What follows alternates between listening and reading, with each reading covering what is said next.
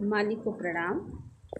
आज हम बात करेंगे कि बाबूजी जब हृदय क्षेत्र में थे तो उन्होंने क्या बताया हृदय क्षेत्र के बारे में। तो आइए इस वीडियो के माध्यम से सुनेंगे कि जब मैं हृदय क्षेत्र में था तो सप्ताह में कम से कम 3 बार अवधूत संतों को देखा करता था। मनुष्य कभी कभी उस प्रकाश से जो वह देखता है या अपनी उस समय की स्थिति से मोहित और प्रभावित हो जाता है, वह उससे अलग नहीं होना चाहता और उसी अवस्था में डूबा रहता है।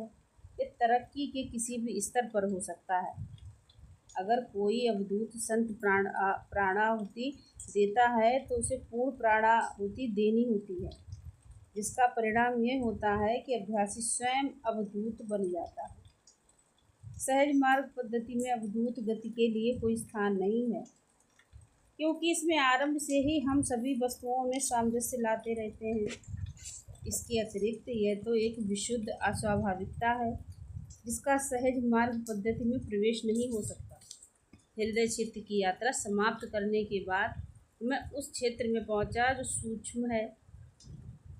इस काल में मैं तो अन्य संतों, गृहस्थ और विरक्त दोनों को अपने अंदर सूक्ष्म स्थिति पैदा करते हुए देखा करता था। अपनी वर्तमान स्थिति तक पहुंचने से पूर्व हमेशा मेरी यही हालत बनी रहती।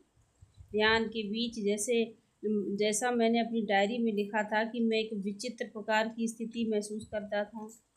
यह निम्न शेर से स्पष्ट हो सकता है कि सर रहे सख्तियार में सजदा वो सजदा नहीं, बंदगी और बकायदे होश कुफ्र है, बंदगी नहीं।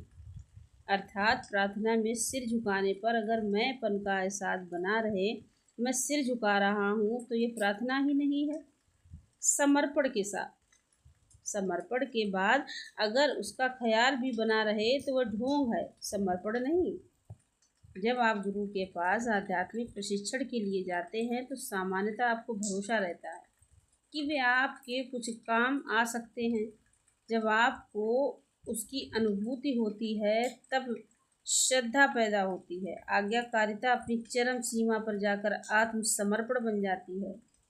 जिनका लक्ष्य साक्षात्कार है, उनके लिए यह सामान्य प्रश्न है कि आत्मसमर्पण की स्थिति कैसे पैदा हो। समर्पण का अर्थ है मैं का न होना, अर्थात मैं पन का विचार बिल्कुल हट जाए।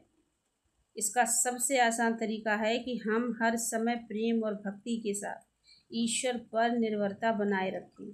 अगर हम समर्पण का प्रयास करते हैं तो निश्चय ही मैं बना रहता है, जो उसे और ज़्यादा मजबूत करता रहता है। इस प्रकार जल में छलांग लगाने के प्रयत्न के बदले हम आग में कूद जाते हैं। अब मेरी आध्यात्मिक डायरी के उद्धरणों को समझिए। 4 अप्रैल 1928 प्रातःकाल में ध्यान में बैठा। बड़ी शांति और निश्चलता का अनुभव किया। शांति का अनुभव होता है और फिर वह अपनी मूल अवस्था को लौट जाती है। अत्यंत निश्चलता की अवस्था में कविता की एक पंक्ति का स्मरण हो आया। कब तक ये कली इस पर्दे की ओट में छिपी रहेगी। तब और कुछ हुआ। इसके बाद मुझे केवल अंतिम शब्द याद रहे कि ईश्वर की कृपा और करुणा उतरेगी। 5 अप्रैल 1928 मन शांत था और लगभग अपरिवर्तनशील अवस्था थी। रात में मैंने स्वप्न देखा कि मैं मक्का में पैगंबर मोहम्मद साहब की पवित्र मजार देखने गया हूँ। वहाँ मैंने अपनी त्रिकुटी के ऊपर के बिंदु पर कंपन का अनुभव किया, साथ ही एक प्रकार की शक्ति का भी, जिसका संबंध मेरे सिर से था। जब मैं अपने मालिक के पास जाया करता था तो लोग उनके पास साक्षात्कार के लिए आया करते थे। समय ने ऐसा परिवर्तन ला दिया कि अब अधिकतर लोग मेरे पास आते हैं, केवल शांति पाना चाहते हैं। हर जगह बेचैनी छाई हुई है, हर व्यक्ति शांति का भूखा है। लेकिन कठिनाई ये है कि कोई नहीं जानता कि शांति क्या है। कोई व्यक्ति जो प्रतिदिन ईश्वर की पूजा करता है, अगर किसी दिन प्रातःकाल पूजा नहीं कर पाता तो बेचैन हो उठता है। उसे पूजा करने के बाद ही संतोष मिलता है। तो लोग संतोष को शांति समझते हैं, इसीलिए वे केवल संतोष पाते हैं, शांति नहीं। वास्तव में विश्राम या शांति से वह बेचैनी आती है जो अपने लिए दिव्यता का मार्ग प्रशस्त कर लेती है। शांति वह वस्तु है जिसकी हमें चाह है। और बेचैनी उसे प्राप्त करने का साधन है। बेचैनी से हमें जो प्राप्त होता है वही शांति है। बेचैनी हमें दिव्यता की ओर बढ़ाने में सहायक है।